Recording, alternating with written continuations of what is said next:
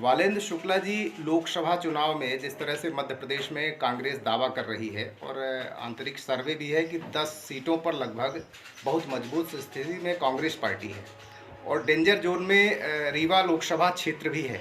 आपका क्या मानना है? हम 29 की 29 सीटें भारतीय जनता पार्टी जीत रही है। रीवा में तो कोई टक्कर ही नहीं है। नहीं, यहाँ जैसे अजय सिंह राहुल का लगातार दौरा हो रहा है और कांग्रेस के जो प्रत्याशी हैं वो जिताऊ प्रत्याशी के रूप में माने जाते हैं। जैसे सिमरिया विधानसभा में टिकट लेकर आए 2 दिन में और सब चुनाव भी जीत गए। तो देखिए, विधानसभा का मैटर अलग होता है और विधानसभा में वहाँ भाजपा ने अगर प्रत्याशी बदल दिया होता, जिस तरह उनका वाह था, उनके खिलाफ आक्रोश था जनता का, तो कभी चुनाव न जीतते। जहाँ सवाल अजय सिंह जी का है, अजय सिंह एक जात के नेता है, ठाकुरों के वो नेता हैं। बड़े मिन्नत, बड़े चिरौरी बिनती में चुरहट से किसी तरह चुनाव जीते। सतेंदु के आक्रोश के कारण कई ब्राह्मणों का घर, और जैसे चुरहट में सतेंदु ने गिरवा दिया था, उसके कारण वो ब्राह्मण भी वहाँ आक्रोशित थे। उसके कारण अजय सिंह वहाँ चुनाव जीत गए। अजय सिंह अभी कल हमारे गुड़ में 18 तारीख को कार्यक्रम था, 50-60 लोग थे। वो सिर्फ एक जात के नेता हैं, ठाकुर समुदाय के। वो बिंद में नेता हैं और ठाकुर समुदाय उनके कहने पे वोट देता है। नहीं, उनने रीवा का प्रभार भी लिया है और उनको दायित्व तो कांग्रेस ने दिया है कि लोकसभा चुनाव आप जिताइए, और लगातार आ भी रहे हैं।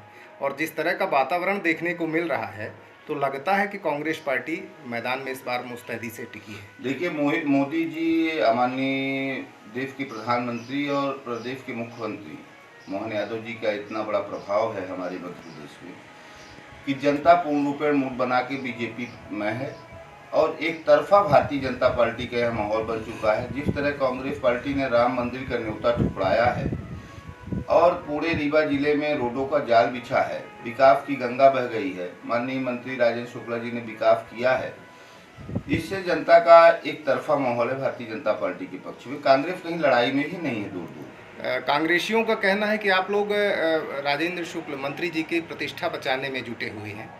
इन सब बातों में क्या सच्चाई है? देखिए, यहाँ मंत्री जी चुनाव नहीं लड़ रहे हैं, यहाँ नरेंद्र मोदी चुनाव लड़ रहे हैं। हम यहाँ देश के प्रधानमंत्री बनाने का चुनाव हो रहा है, तो यहाँ चुनाव माननीय प्रधानमंत्री जी चुनाव लड़ रहे हैं, तो जनता नरेंद्र मोदी को वोट दे रही है, ना कि राजेंद्र शुक्ला को वोट दे रही है, ना जनार्दन मिश्रा को वोट दे रही है। वो तो सिर्फ मोदी जी को वोट दे रही है जनता। यहाँ बसपा जो है 3 बार सांसद दे चुकी है रीवा की जनता, और इस बार भी तगड़ा कैंडिडेट बताया जा रहा है बसपा से। त्रिकोणीय संघर्ष होगा तो कहीं 95 और ऐसे परिणाम न दोहराए जाए। बसपा का कैंडिडेट कोई तगड़ा नहीं। बसपा का कैंडिडेट के पिताजी डकैत थे। आज एक पटेल समुदाय भी जानता है कि हमको ईमानदार, साफ, स्वच्छ वाले नेता की जरूरत है। अब वो समय चला गया जातिवाद का। जब ये कहते थे तिलक तराजू तलवार इनको मारो जूताचार, तो जो लोग नारा लगाते थे, जैसे विद्यावती नारा लगाती थी, बुद्ध सिंह पटेल पूर्व संसद नारा लगाते थे, देवराज जी संसद ने, तो सब भारतीय जनता पार्टी कांग्रेस पार्टी में है। और आप देख लीजिए, प्रदीप पटेल रामायण फारे थे और आज भारतीय जनता पार्टी के विधायक हैं। तो सब लोगों का ये जातिवाद से मोह भंग हो चुका है। कहीं नहीं, ये दूर दूर तक लड़ाई में नहीं है। हमारे यहाँ गुड़ क्षेत्र के पटेल सर्वाधिक भारतीय जनता पार्टी में है और जो अपराधी टाइप वाले हैं वही कुछ ना कहे थोड़ा बहुत वोट पा जाए। तो वो भी अगर भाजपा में आ जाते हैं तो उनके ये पाप धुल जाएंगे क्या? अब पाप जो कलंक लगा है तो पाप तो हमारे ख्याल से हम तो नहीं धुल लेंगे, हम तो कहेंगे। अब भाजपा और कौन धुलेगा कौन, ही मैं नहीं जानता। अभी लोक गायिका नेहा सिंह राठौर ने रीवा सांसद की नाकामियों को अपने गीतों से उकेरा है, क्या कहेंगे?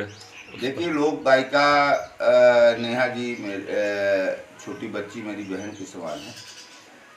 वो गायिका है, मैं उसका यूट्यूब चैनलों में देखता रहता हूँ। मेहनत करके, संघर्ष करके यहाँ तक पहुँची। मैं उसके बारे में जानता नहीं हूँ, जो चैनलों में देखा हूँ। और उसको जो बताया गया वो गा दी, पैसा पाई गा दी।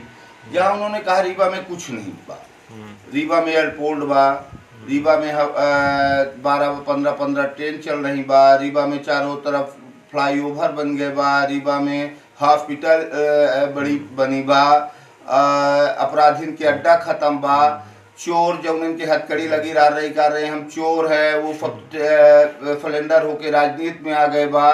तो रीवा में तो विकास की गंगा है, अपराधी के पिजड़ा में घुस गए बा। तो रीवा में तो चारों तरफ विकास की गंगा बही है। उसको क्या मालूम कि रीवा में का बा। चुनाव प्रचार का अंतिम दौर चल रहा है, लगभग बहुत कम समय बचे हैं। क्या अभी समीकरण अंततः क्या बन रहा है, क्या लग कोई रहा है? समीकरण बनने वाला नहीं है। आज हमारे यहाँ टीकर में माननीय मंत्री जी का कार्यक्रम है हम्म, और भारतीय जनता पार्टी, कोई ये कहे कि भारतीय जनता पार्टी को मैं वोट दिला रहा हूँ, मैं ये मानने के लिए तैयार नहीं हूँ। इस बार लोकसभा में जनता नरेंद्र मोदी जी को मन बना के बैठ चुकी है और वोट दे रही है। हम लोग प्रचार कर रहे हैं, जनता के पास जा रहे हैं, कह रहे हैं, लेकिन हमसे अधिक जनता होशियार है। वो जानती है कि देश कौन चला सकता है और देश कौन बेच सकता है। ये कांग्रेसियों के हाथ में देश चलाना नहीं है, ये नरेंद्र मोदी जी ही देश चला सकते हैं। आज विदेशी ताकतें झुक चुकी हैं, तो ये नरेंद्र मोदी जी की देन है। और जनता पूर्ण रूप में मनीष जी मूड बना के बैठ चुकी है कि हमको भारतीय जनता पार्टी को वोट देना और 5 लाख से ऊपर वोटों से हम चुनाव जीत रहे हैं।